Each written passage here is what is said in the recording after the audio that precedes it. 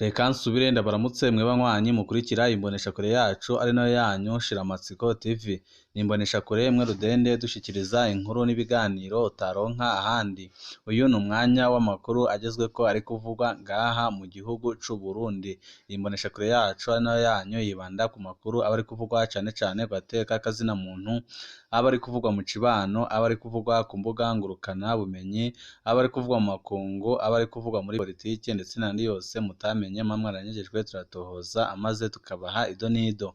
Hari amakuru menshi atandukanye twabateguriye tugira ngo tubashikirize wipfuza kuzajya bo mu mbere bashikirwa n'inkuru n'ibiganiro bene nk'ibi. Ico usabwa nta kindi, niba utaravyonda kuri sabone aka ni kakaryo keza ko gupyondaho kugira ngo ko dushizeho amakuru n'ibiganiro bene nk'ibi ujye uba uwa mbere mu gushikirwa nabyo. Hari amakuru menshi tugira ngo tubashikirize arabana n'ibyabaye ejo aho hasozwa irushanwa rya Nkurunziza Cup. Bategurwa kurungikwa gukora mu nzu z'abarabu ariko bakaronswa inyigisho za gisirikare. Urukino rurangiza Nkurunziza Cup rwatangujwe ejo na defile ndende ya gisirikare yakozwe na kampanye ya 22 z'abigeme be na kampanye ya 12 z'abasore. Ibyo byabereye ejo ku kibuga Nkurunziza Peace Park Complex Stadium ca Reveriyano Ndikuriyo i Makamba, kandi byatangajwe n'urubuga rwa radiyo na televiziyo y'Uburundi RTNB. Ababonye bano bigeme batambuka nk'abasirikare ariko bakaba bambaye imyambaro y'aba-Islamu bibajije ibyo ari byo birabasiga.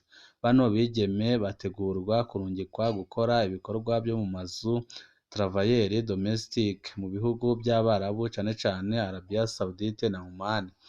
Ubu haravugwa n'igihugu ca Qatar nyine ko bagiye kujya bajya gukorayo kuko hari amasezerano yahejeje gusinywa hagati y'igihugu ca Qatar ndetse na leta y'u Burundi, ariko abajyanwayo cane cane abari abo mw'ishirahamwe ry'umukuru w'umugambwe ku butegetsi Reveriyano Ndikuriyo, kuko niwe aronka amafaranga menshi cane y'abigeme bajya gukora mu bihugu by'abarabu. Naho bambaye gutyo harimwo abakristu batari bake, aho bamenyerezwa kwambara nk'abigeme bo mu bihugu bazorongekwamwo nyine gukoreramwo n'ishirahamwe rya Ndikuriyo. Ishirahamwe rimaze iminsi itari mikeya rirungika abigeme gukora mu bihugu by'abarabu, aho byateje imbere cane umukuru w'umugambwe ku butegetsi Reveriyano Ndikuriyo akaba ahungukira amadolari menshi cane. Ayandi mashirahamwe yose arungika abigeme mu bihugu by'abarabu abigisha icarabu, kumenya gukoresha neza ibikoresho byo mu mazu be n'inyifato zemewe muri ibyo bihugu nyine baba bagiyemo. Ishirahamwe Egale Agency for Youth Employment rya Reveriyano Ndikuriyo ryo riraboneka yongerako inyigisho za gisirikare n'ibindi byinshi cane tutazi. Ibi bikorwa birongorwa na Jean Baptiste Nzigamasabo batazira Gihahe, yahoze avugwa cane mu mabi menshi mu ntara ya Kirundo ku butegetsi bwa Nkurunziza, aho yari afise akarwi k'imbonerakure kica kagakiza mu Kirundo. Yakoze amabi menshi atandukanye ariko ntago yigeze ahanwa na leta Evariste Ndayishimiye, ahubwo Ndikuriyo yamuhaye kumuhemba kumushinga ibikorwa bihambaye byiwe. Turafise amakuru agaragaza ko umukobwa wese arungitswe gukorera mu bihugu by'abarabu yinjiriza abamugurishije hagati y'igihumbi n'ibihumbi 2 by'amahera y'amanyaburaya amayero. Ni ukuvuga ko Reveriyano Ndikuriyo ashobora kuzokwinjiza miliyoni hafi 7 z'amarundi akuye ku mwigeme umwe yohereje mu bihugu by'abarabu. Ayo n'amafaranga menshi cane. Ni ukubera iki bategurwa nk'abasirikare bagiye kurwana mu barabu? Barungitswe mu bikorwa by'iperereza bya Ndikuriyo? Ibi birakwiriye gutomorwa neza, ariko amakuru menshi atandukanye akerekana ko abo bigeme barungitswe mu bikorwa bijanye n'iperereza bya Ndikuriyo, ariko bigakorwa umukuru w'igihugu atabizi. Murazi ko hamaze iminsi inyinyurana rihambaye cane hagati y'abavuga ko bari mu iragi ry'umuhisi Petero Nkurunziza ndetse n'abavuga ko bagendera ku bakurikiye Perezida Evariste Ndayishimiye. Murazi ko no mu minsi yashize umukuru w'igihugu c'u Burundi Evariste Ndayishimiye yavuze ko atakigendera mu makanda y'uwo yasubiririye umuhisi Petero Nkurunziza, ibyababaje abagumyabanga batari bake babona ko Evariste Ndayishimiye abandanya ingendo yo kwisokorora muri sisiteme y'abavuga ko bari mu iragi ry'umuhisi Petero Nkurunziza.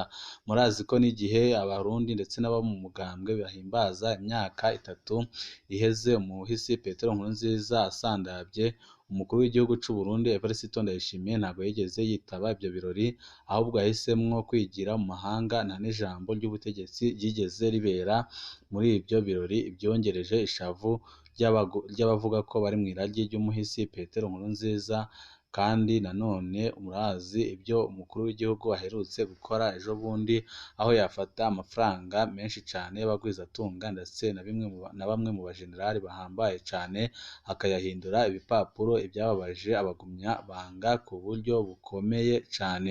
Murazi injyane zihambaye zimaze iminsi zivugwa hagati ya Ndikuriyo ndetse n'umukuru w'igihugu Evariste Ndayishimiye, aho abanyepolitike babirabira hafi babona ko badashatse uburyo ki ibyo bintu babihoyahoya bishobora kuzatanga ingaruka zikomeye cyane ku gihugu c'u Burundi, nk'uko byagenze igihe cya Rajabu ndetse n'umuhisi Petero Nkurunziza. Murazi yuko abanyepolitike batandukanye bahunze igihugu, abandi bakirukanwa bivanye n'akajagari kari katewe n'umuhisi Petero Nkurunziza, aho yirukana nyine Hussein Rajabu mu mugambwe akanamufunga. Hanyuma amakuru menshi akerekana ko injyane ziri mu mugambwe uri ku butegetsi zaturutse cyane cyane kuva aho Generali Evariste Ndayishimiye afatiye ingingo ihambaye yo gupfunga igihangange Generali Arengiyome Bunyoni, aho abarundi batari bake batari biteze ko Generali Arengiyome Bunyoni yakinjizwa ibohero.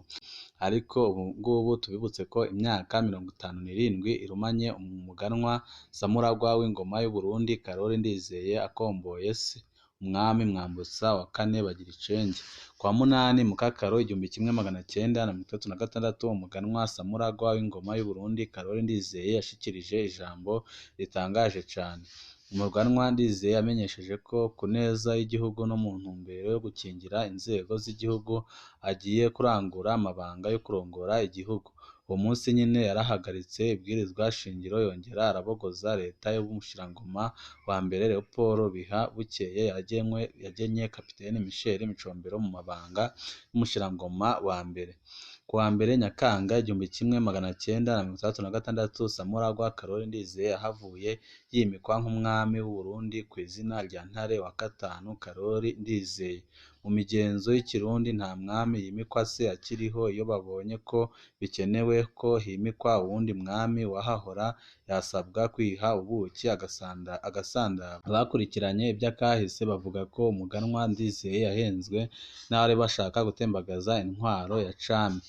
Umuganwa Karori Ndizeye yatashe i Burundi mu ntango z'umwaka w'1966 avuye mu mashuri mu gihugu c'Ubusuwisi. Umubyeyi we umwami Mwambutsa wa kane bagira icenge yari amaze amezi 9 aho mu Busuwisi yivuza indwara ya kanseri. Umwami yari yagiye mu Busuwisi inyuma yaho hari umurwi w'abasirikare washatse kumutembagaza no kumukandagura mu ijoro ry'uwa 18 rishira 19 Gitugudu umwaka w'1965. Kuva ico gihe umwami Mwambutsa ntiyigeze agaruka mu Burundi. Yamaze amezi 9 atwarira Uburundi i Geneve mu Busuwisi. Akiza Karori Ndizeye yari aje gufasha se gukurikirana iby'igihugu.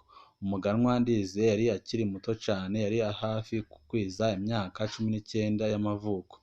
Yasanze injyane zikomeye mu banyepolitike, ntiyamenye ko abo agize abagenzi ari bo nyine bashaka gufuta ubwami mu Burundi. Abumvishije umuganwa Ndizeye gutembagaza ingoma ya Mwambutsa boba bari bashatse ko umwana w'umwami ari we yerekana ko umwami ashobora gukurwa akongera akaba ari we yivugira amakosa y'ingoma. Umwana w'umwami amaze kubikora byari byoroshye ko abasirikare nabo batembagaza mu nyuma ingoma y'u Burundi. Muri Gitugudu 1966 umwami Karori Ndizeye yahavuye atahura ko umushirangoma wa mbere Michel Micombero ashobora kuba afise iyindi ntumbero. niko gufata ingingo yo kumubogoza, ariko abasirikare bacungera iradiyo y'igihugu barankiye umwami kwinjira gutangaza ingingo ziwe.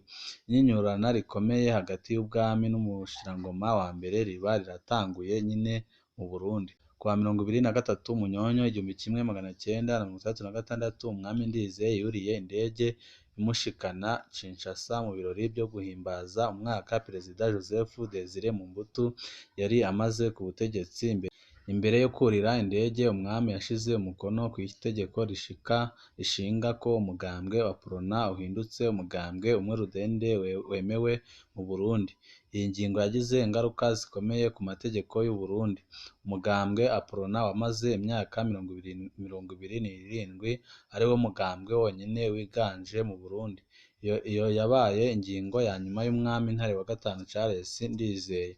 Kwa 28 Munyonyo 1966 mu gihe umwami Ndizeye yari akiri mu rugendo muri Kongo, umushirangoma wa mbere Kapiteni Michel Micombero yaratangaje abarundi ko umwami abogojwe kandi ko intwaro ya cami ifuswe mu Burundi. Kuva uwo munsi Burundi buba burinjiye muri Repubulika. Intwaro ya Karoli Ndizeye yamaze amezi 4 n'iminsi 20. Muri Ntwarante 1972 umwami Karoli Ndizeye yaragarukanywe mu Burundi ku ruyeri rukomeye rwabaye hagati ya Perezida Micombero w'u Burundi na Perezida Idi Amin Dada w'Ubuganda. Karoli Ndizeye yaranyurujwe kuva ico gihe apfungiwe mu ngoro y'umwami yari Igitega, amara ukwezi kose aba mu cumba cari kigenewe abakozi, afashwe nabi cane, akubagurwa buri munsi. Kwa 29 Ndamukiza 1972 umwami Karoli Ndizeye yaragandaguwe arasirwa mu ikambi y'abakomando Igitega. Ikiziga bagitwara mu nkorofani mu kibanza kugeza ubu kitazwi. Uyu mwami wa nyuma w'u Burundi yishwe ari hafi gukwiza imyaka 25 y'amavuko. Kunyinyurana mu butegetsi si ibya vuba.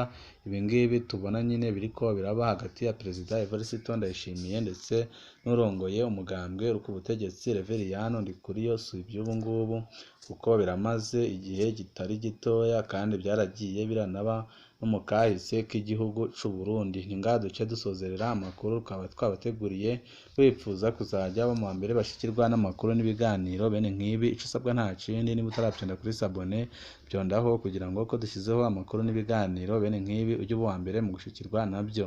Ibihe byiza nibyo ndabipfurije banywanyi bacu.